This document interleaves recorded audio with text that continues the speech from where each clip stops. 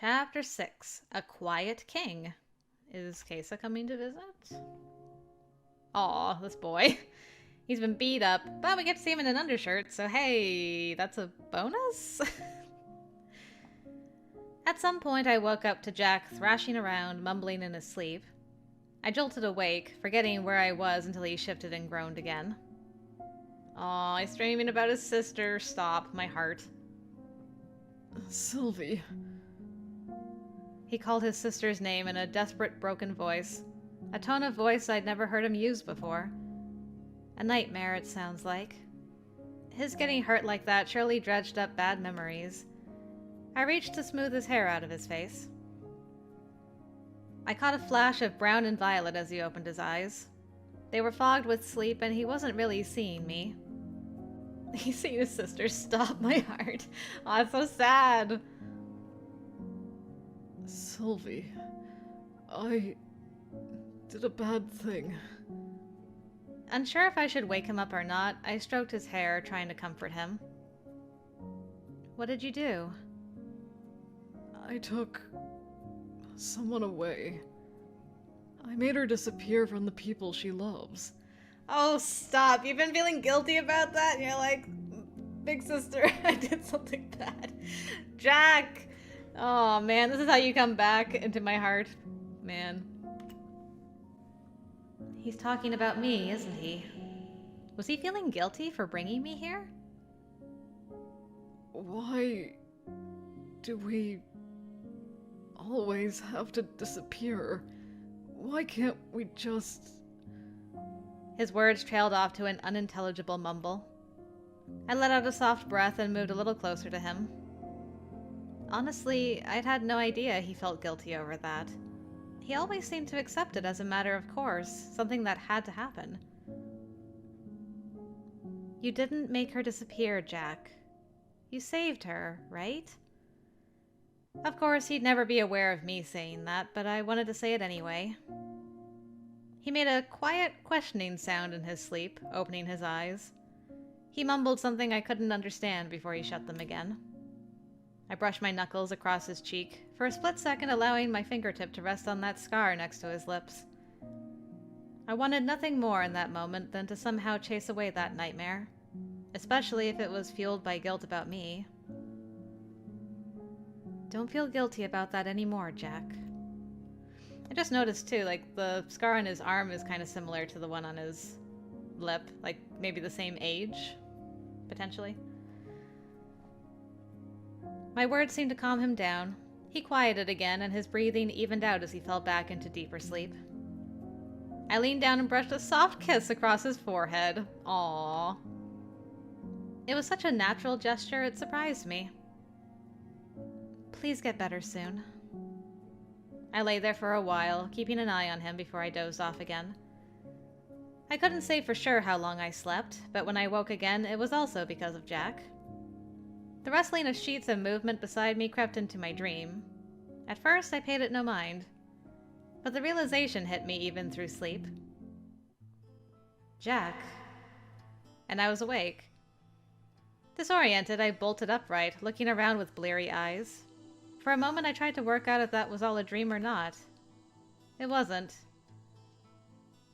Jack, I realized, was struggling to rise to his elbows, fully awake this time. Morgan, what's going on? Why are you... Hey, don't try to move. Sleep drained away as I attempted to push him back to the mattress. He resisted, trying to push my hands off with his good arm. Jack, you shouldn't get up yet. You were badly hurt. I have to find those bastards. He tossed the blankets back and, to my horror, got to his feet. He was shaking and unsteady. I had no idea what he was thinking. I jumped up as well, half staggering to the other side of the bed, though I didn't have much of a plan for making him lie back down. Fortunately, I didn't need to do anything. He collapsed right as I reached him. I did my best to catch him, but we almost hit the floor together. You're not going anywhere. He muttered another curse under his breath, but seemed to reconsider leaving. I held him back to the bed, and he fell against the pillows with a soft, reluctant groan. Oh, damn it. I know you want to get back out there, but you're a long way from recovering. I healed up that wound on your side, but didn't have the energy for much more. And with Terra in the shape she was in, Celeste couldn't do much more for you either. She stabilized your psi so you could self-regenerate, and that's all. You healed my injuries. Just one of them. You also had brain damage from the psi burst, the injured shoulder, a broken wrist. How? Mimicking Celeste. Mostly in a panic. I hope you realize how close we came to losing you. So please, just rest for now. Please. Jack let out a quiet, broken laugh that petered out to a soft cough. I have to say, I didn't expect to wake up next to you so early in this relationship. I mean, you've always moved fast, so why should we be surprised at this point? I resisted the urge to give his forehead a solid thump at that remark. I'm only keeping an eye on you. Since I need to sleep too, it was more convenient this way. Besides, with the heat messed up, I figured you could use the extra blankets. But I wasn't interested in freezing. What a pity. Jack, I'm worried about you. I hope you realize that. Seeing you come back like that was... I trailed off and swallowed hard. I guess seeing that look on your face isn't bad. Didn't know you worried about me that much, Butterfly. How can I not worry when you come back barely in one piece? He gave me a half grin and shut his eyes, letting out a pained sigh as he shifted to find a more comfortable spot. At least I came back. Some people don't get to do that. He didn't say anything else. The lines of his face smoothed out again, and it seemed like he'd fallen asleep. For all the bravado about getting up and finding the culprits, he must be in a lot of pain. And I was sure that regeneration of his was taking a lot of energy. He needed to rest. There wasn't even time to offer him the painkiller Celeste left for him. I brushed the locks of blue hair off his forehead. His skin was dry, hot, but when I reached for his hand, I found it was cold. Jack was pushing himself hard to find the culprits in this missing person situation. Too hard. Some people don't get to come back, huh?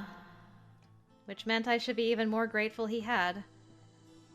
I leaned forward and rested my head against his, worry for him feeling like it would completely overwhelm me. Please take care of yourself better. I had lost so much by coming to this place, and I didn't want to lose anything else. Jack, above all. I slept fitfully after that, waking myself with a start when I thought Jack moved or had tried to get up again. At one point I dreamed I woke up to find him gone, only to then wake up and find him still sleeping next to me. That was when I gave up on sleeping altogether. Early the next morning, when Carrie came to check on us, I'd been awake for a while watching Jack sleep. He'd been still for the last hour, but stirred the moment Carrie came in. He didn't fully wake, though. I waved to her from the bed as she came over with near silent footsteps. She had a tray of food and seemed surprised to see me awake. Giving me a careful smile as she set the tray on the table, she tilted her head towards Jack with a questioning look on her face, a silent query of how he was doing. I held a hand up, tilting it back and forth. He was okay, but not great, though that was to be expected. Carrie looked like she wanted to stay and talk, but I guess she didn't want to wake him. She nodded before retreating and closing the door behind her with a quiet click. Jack shifted and groaned the moment she was gone. Guess even Carrie's near silence was too much for his sensitive ears. Opening one eye, he looked my way. Still here? I said I would be. Ugh. I feel like hell. You look it, too. No offense. He grimaced, and I thought at first he was in pain. And what's that horrible smell? I hate to break it to you, but it's definitely you. Ugh. Figures. Are you hungry? Carrie brought food. starving. Not surprising. Celeste had once mentioned that rooks had higher caloric needs than many other espers because of their hyper-regeneration abilities. Jack was probably doing a lot of regenerating right now. I'll help you sit up. I dragged myself from the bed and stretched before going to help Jack to a sitting position. He groaned, a hand reaching for his injured shoulder as I leaned behind him to grab my pillow to help prop him up. Can you update me on the others? I was kind of out of it on the way back. June is fine. I don't think he was injured at all. Rowan... well, he was a bit beat up, but not nearly as bad as you. He's a more cautious fighter a lot of the time. Maybe you should be more cautious too. I guess there's a time to be cautious and a time to be reckless. Maybe if he'd been less cautious, you wouldn't have got hurt. Oof. Poor Rowan. Although, that is the only trait that matches up with who we are as a person.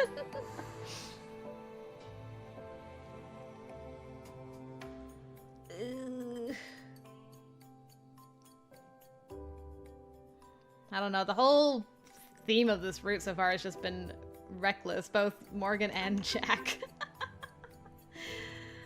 She's still feeling a bit emotional. She hasn't been sleeping well. Sorry, Rowan. Maybe if he'd been less cautious, you wouldn't have got beat up so badly. Or we'd both be injured now. Or you could have both got away without being hurt at all. You sound like you're a little frustrated with him. It's more like she's trying to convey to you how scared she was that she lost you, and so she's just like, I gotta blame somebody for why my boy is so beat up, because I was scared. I was silent for a moment, running my teeth over my lip as I tried to decide how to answer that. Because... he wasn't wrong. I wasn't there, so I don't want to make judgments. I just hate that it sounds like you were fighting on your own, and that's why you got hurt like this when the others didn't. Worrying about me again. That's what I'm trying to convey. If this is how things usually are here, I'm not sure I'll be able to do anything but worry about you. I didn't know you cared, Butterfly. Then you haven't been paying attention. Ooh, get him, girl! Surprise flitted over his face, followed by a slow grin. Guess I'll need to pay more attention than ever, then. I thought we were just... He shrugged. I'm sorry I worried you. Good. Don't do it again. I'll admit that when I first arrived, I just saw Jack as my lifeline to home. But of course, it was inevitable that would change. He was... I wasn't sure anymore. Friend felt inaccurate. Family felt wrong too. He was an important person to me. There we go. Yes, that. That much was certain. I hope the next time you encounter these people, there's someone backing you up. Same. Believe me. Same. I didn't expect you'd be that badly outmatched when you found them. I didn't know I was outmatched until they started flinging those stupid energy... things at me. Energy... things? I thought they were flinging sidebursts at you. Oh, they were. That's just not all they were flinging. Definitely an F-class Esper. I've never quite seen that kind of ability, but fairies are capable of some pretty strange things.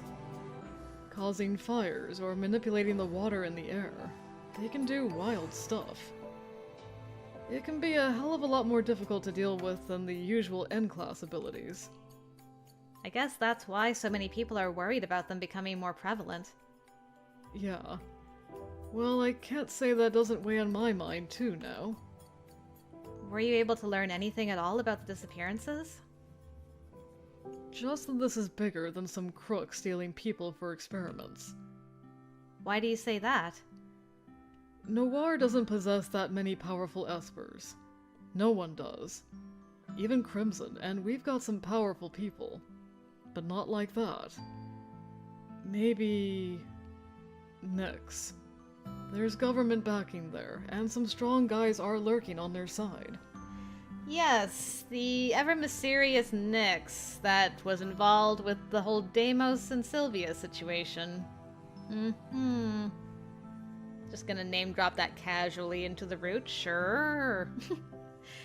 Is it significant? We'll find out. But taking the time to set up a trap, then sticking around to see if someone springs it. There's no reason to go to those kinds of lengths if it was just someone nabbing a few weak Espers off the street.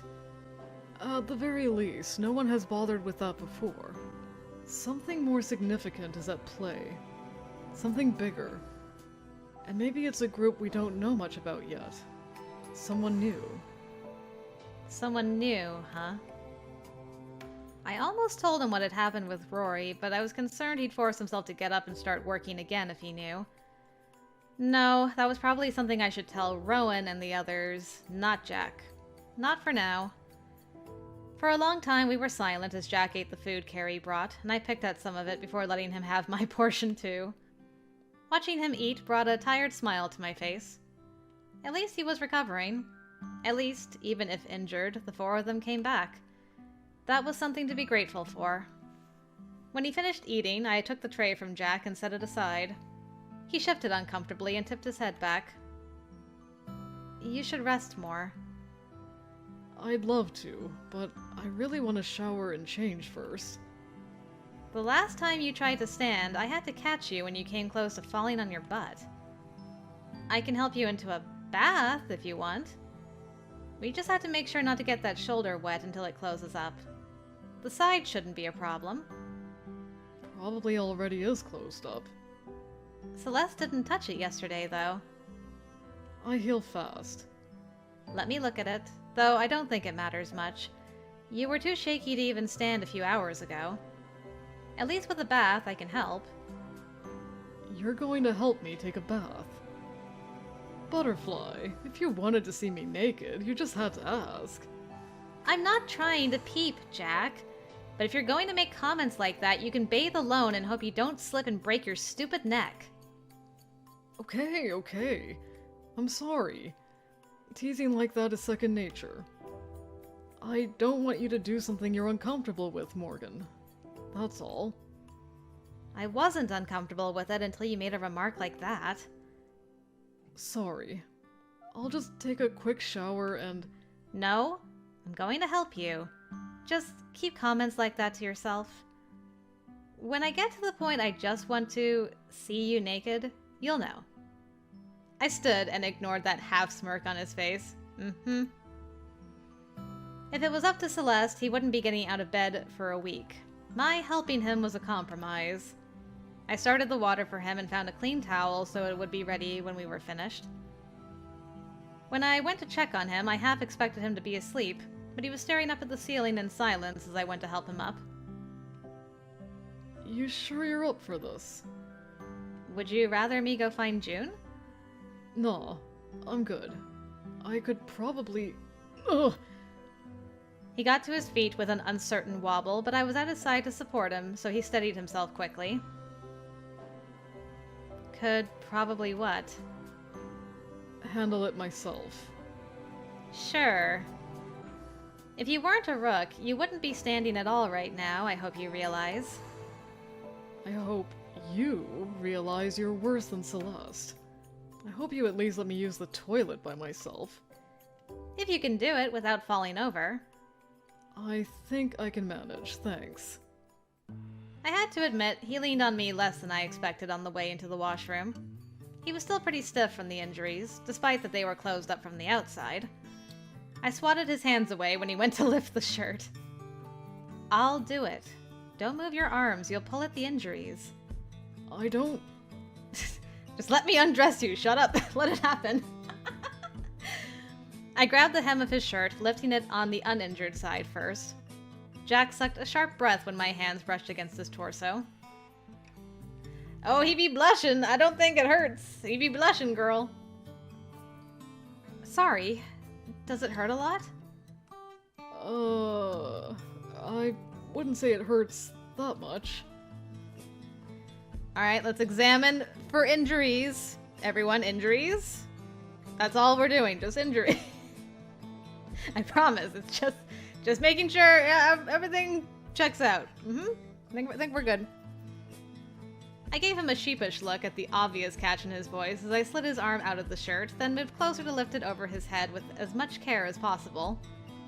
I had seen him without the shirt yesterday, but it was different now that I wasn't terrified he was dying. I was just trying my best to not think about it and to not stare. It didn't take long to ease the shirt off. For a moment, our eyes met. We were standing close enough I could feel his body heat rolling off him.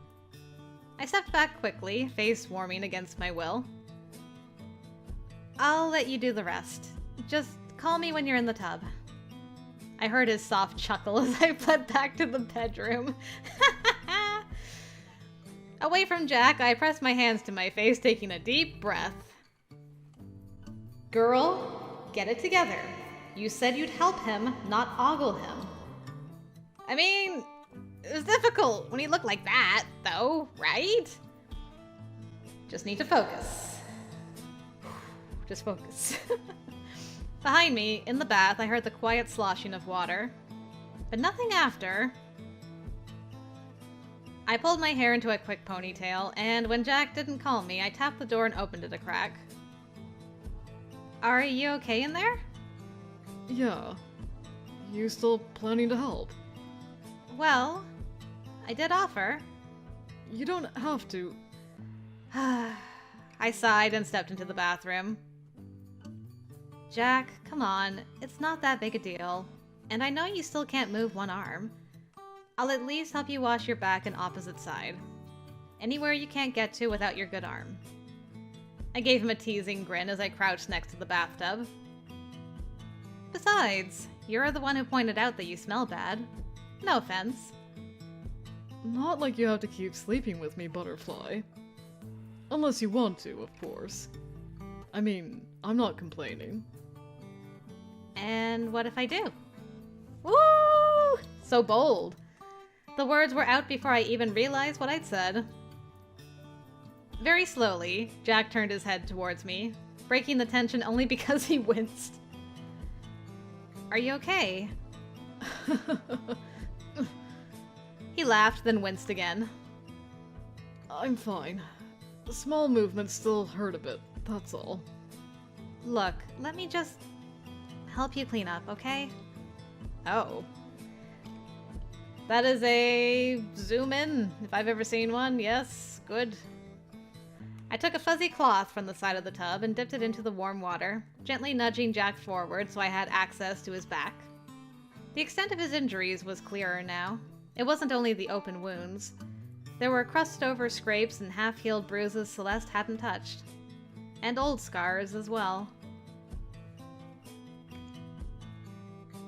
Something kind of cute about this picture for some reason.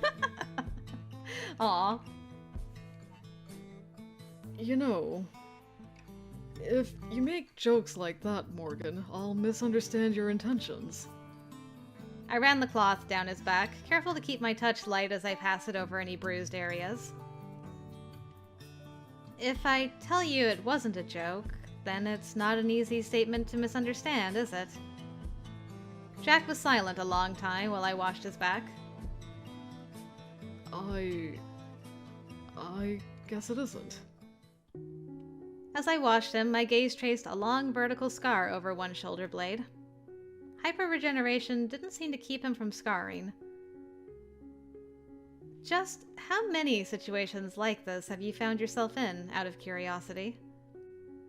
Beautiful women washing my back. Probably fewer than you'd think, Butterfly. Why do you ask? I meant fights where you almost died. He let out a soft snicker. Probably more than you'd think. I wouldn't be so sure about that. I've seen most of your scars by now, I imagine. There are a few more you haven't seen, unless you peeked while I was sleeping. I was so close to smacking him. I would have if he wasn't still injured. In any case, I've been in a few scrapes. Can't deny it. Crimson isn't exactly a convent. Sometimes things get tense. And I was in Endgame. I wasn't an active agent all that long before I left, but rooks tend to really get in there. Our specialty is close combat, after all. Don't you carry a gun? Not always practical.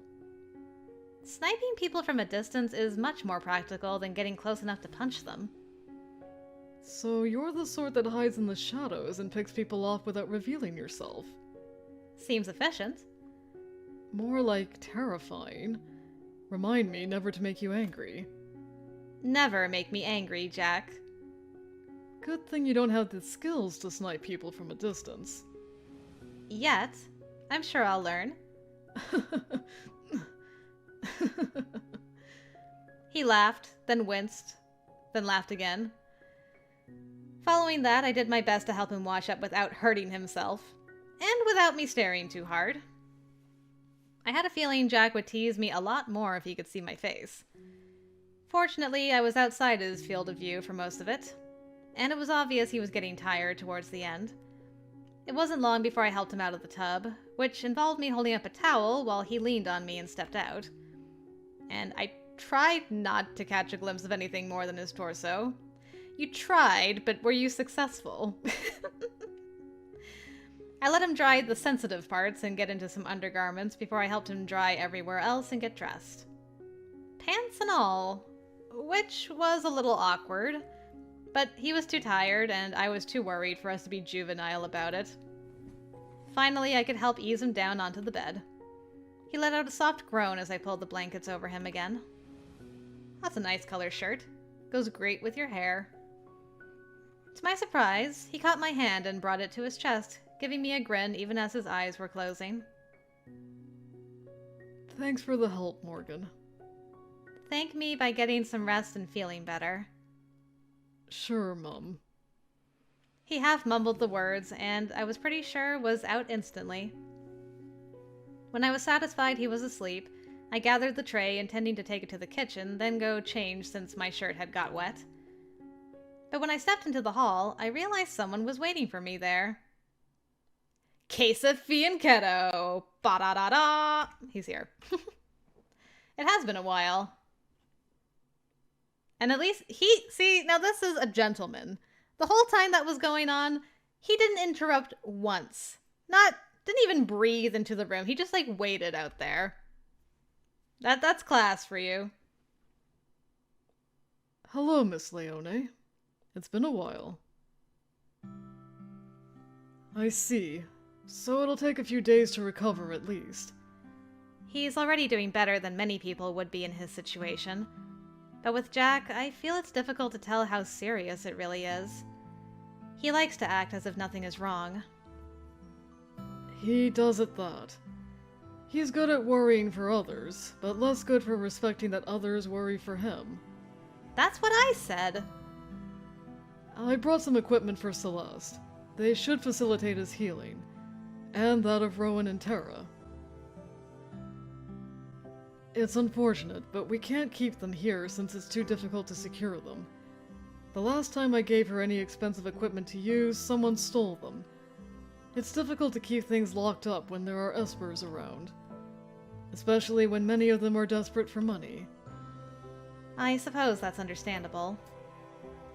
I'd like to set her up with a clinic here, but at the moment it's not possible. Perhaps one day. I imagine she'd like that. It was easy to see why he was so adored by most of the people here. I'd only met him for a few moments before, but he'd seemed cold. That wasn't the side of him I was seeing today. And he expressed genuine concern for everyone. Jack most of all. I was hoping to speak with Jack today, but I suppose it'll have to wait. Has he talked with you about what happened? A little. Not much, though. He's been sleeping a lot and only woke up long enough to eat and take a quick bath. I see. Well, no matter. I heard Rowan's side of things. Given the situation, I suppose we can no longer ignore that this isn't a simple issue with a rival gang. Particularly with the mind bomb incident. What exactly is a mind bomb? I assume some sort of mental attack, but You are correct. They can inflict lasting damage on Espers because they tend to be hidden, like a landmine. They induce hallucinations, disrupt brainwaves, and can cause extensive, sometimes permanent, damage. I didn't know anything like that was possible. They're difficult to set up for most Espers. In general, a bishop or a queen rank is needed. That reminds me, there was something I wanted to tell Jack and the others, but maybe it's better to tell you. You have something to report. I know I haven't been here long, but there was something I noticed. I hope you'll hear me out. How long you've been here is irrelevant. You're a queen rank, and Jack has already told me you may possess some special sensitivity when it comes to your sight-based abilities. I'd welcome your insight. This isn't related to my abilities, just an observation. It's about something Tara was saying when Celeste was treating her. You said mind bombs can induce hallucinations, so maybe it resulted from what she saw. But she sat up and started talking about eyes. And also something about him and his eyes devouring her. The reason it stands out to me is that Rory, he's new here, he said something like that too. I'm familiar with this person. Rowan and Jack have mentioned him. You encountered him in New Albion. I did, twice. And back then, he was also talking about eyes and being devoured. And a him. It feels like too specific a reference to be coincidence. And I'm not saying he's the source of any of this. Rory has clearly been traumatized by something. If anything, he seems like another victim of it. If he was a victim of a mind bomb, Celeste would have recognized the symptoms when she examined him. But I agree, it's an unusual and specific mental image. Perhaps it wasn't a mind bomb, but it could still have involved the person responsible for what happened to Tara. Rory targeted you, and now someone is targeting Espers at the court. So the missing Espers could be tied not just to Rory, but me as well. Did someone follow me here? But if so, why pick off weaker Espers? To draw you out? But why not just draw you out specifically? And I got the impression they had started to go missing even before I arrived. Oh yeah, that's true. I haven't looked into his past yet because it was lower priority. We get people here from all walks of life and with a variety of negative experiences. I can't look after them all. Given his prior experiences with you, I had intended to give it a little of my time, though. I believe I'll prioritize it now. Thank you for letting me know. I can't imagine it would be beneficial to keep what happened to myself. I'm pleased that you're contemplating things that might benefit everyone here. Jack and I both worried you would... Well, that isn't important. You seem to be adjusting to the environment here. That's a good thing. There have been some difficult things to deal with, but it would be impossible to not care about the well-being of the people around me. There are many people in this world who don't care about those around them. I guess that's true. What difficult things have there been for you, if you don't mind my asking? Well, being away from my family is difficult, for one. I've been hoping to contact them directly. I'm grateful to you for sending messages back and forth, but it's not the same. I understand. I'm sure it's difficult relying on me for this and trusting that the messages from your family are genuine. That isn't at all what I was worried about. Maybe I'm just too trusting, but I never got the feeling Jack was lying about any of this. And, no offense, but I don't think you'd be that adept at mimicking my mum. A half-smile flitted across his face at that. I imagine that's true. I hope you'll wait until we solve the missing person situation before you contact them yourself. Now that there's a possible connection to someone who was initially after you as well, I believe it would be wise to avoid any potential avenue for you to be tracked.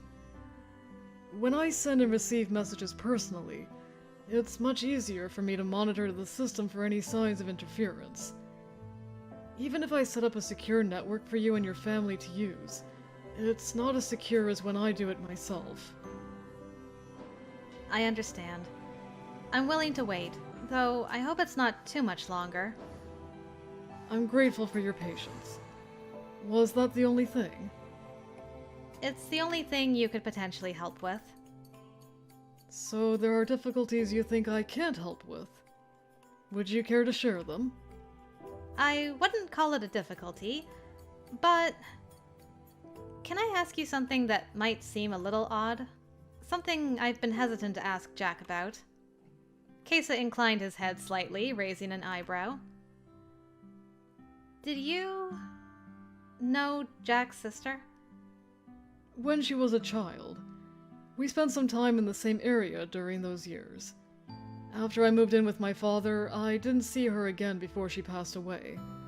Why do you ask? When I first came here, Jack gave me her journal to read. A journal she kept while she was at Endgame. He thought there was information in it that might help me learn to use my abilities. It's just been an odd experience, and I don't know how to talk to Jack about it. What's been so odd about the experience? Was Sylvia particularly gifted at precognition? Kessa was silent a moment, and I wasn't sure if it was because he was trying to work out why I was asking about this, or maybe he wasn't sure how to answer. I'm not sure how her abilities developed. When I knew her, it was before her psi had awakened to its full capacity. Jack knew Sylvia best, and far longer than I did, of course. If you have questions about her, you should ask him. I doubt he would have given you the journal if it was going to be a struggle to discuss it. I don't want to worry him. He has so much on his plate right now, and I don't want to make him talk about something uncomfortable. He always seems to take things in stride, acting like nothing bothers him. But that isn't true, and I can tell the memory of her still hurts. You worry about him a great deal, don't you? Of course I do. He's the only person I really know here. Get wrecked, Celeste and Rowan and everyone else. Gotta go affectionate, always. He's an important person to me. Though I admit at first, I just saw him as... a shield. He was the only one here I knew. And I guess I worried he had ulterior motives for everything. And now you don't believe he does? No. I'm sure there are still things he hasn't told me. That you haven't let him tell me. But I believe him when he says he wanted to keep me away from an organization he thought wasn't good for me. If all you wanted was a weapon, there wouldn't be a need to treat me as kindly as he has. And I imagine you'd be insisting on a stricter training regimen than reading a journal and using my psi to do the dishes. I laughed a little. I don't know why I'm telling you this, but I've had a lot of time to ruminate on it. That day he saved me, Jack was the only one that explained what was happening and why, and he was the only one who felt like he was giving me a choice. Maybe it was fake. I doubt it was. I suspect that Jack would have let you go if you had wanted to. He might have tried to be less obvious about it, making a show of putting up a fight. But regardless of his orders, I believe he would have let you go. It feels like he's gone out of his way to make sure I'm safe and comfortable here. He's not...